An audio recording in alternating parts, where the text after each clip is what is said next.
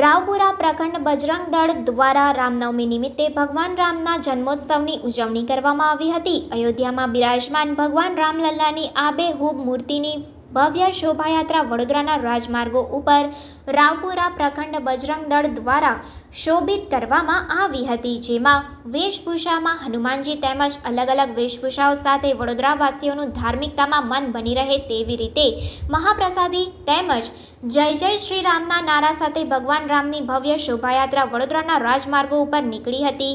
ત્યારે આવો સાંભળીએ આયોજન કરતા હોય તેમને મીડિયા સાથે વાતચીતમાં શું જણાવ્યું। દર્શનાર્થે પધારે એવી જનનપણ ન્યૂઝ તરફથી હું બધાને જાહેર આમંત્રણ આપું છું કે બધા પધારો અને ભગવાન શ્રીરામ જે અયોધ્યાથી માટીમાંથી જે બનાવેલ આ બેઉ પ્રતિમા છે એના દર્શન કરવાનો લાભ લે। અત્યારે હાલમાં સંખ્યાનો અંદાજો નથી આવ્યો, બહુ સંખ્યા છે, સંખ્યાનો કોઈ અનુમાન નથી લગાવી શકતા। આ રેલી અત્યારે સુરેણા બાગથી લઈને દાંડિયા બજાર તરફ જશે, દાંડિયા બજારથી ફાયર બ્રિગેડ 4 રસ્તા ને ત્યાંથી નવરંગ રોડ પર થઈને જુબેલી બાગ જશે અને ભગવા ચોક ખાતે પૂર્ણાહુતિ છે એની। ચિરાગ પરદેશી, રાવપુરા પ્રખંડ બજરંગ દળ સંયોજક। જય શ્રી રામ। આજ રોજ વિશ્વ હિન્દુ પરિષદ બજરંગ દળ રાવપુરા પ્રખંડ દ્વારા રામનવમીનો આ આયોજન જે છે એમાં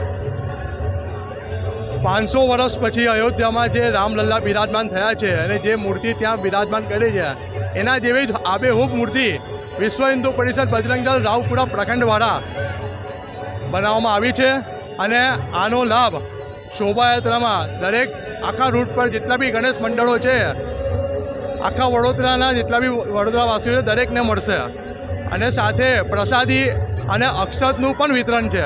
અક્ષતનું પૂજન કરજો અને એમાં પ્રસાદી જે મળશે એનો લાભ લેજો। સાથે સાથે આ શોભાયાત્રાનું મુખ્ય વિશેષતા આ મૂર્તિ જ છે, જોડે કર્ણાટકથી જે આવેલા હનુમાન દાદા છે તે છે। કેટલી સંખ્યામાં રેલીમાં આપણી રેલીમાં કમસે કમ હશે 800 થી 1000। અત્યારે સલાડ જ્યાં પ્રસ્થાન થયું છે એ પોઈન્ટ પર જ આપણે ત્યાં કમસે કમ 800 થી 1000ની સંખ્યા હશે।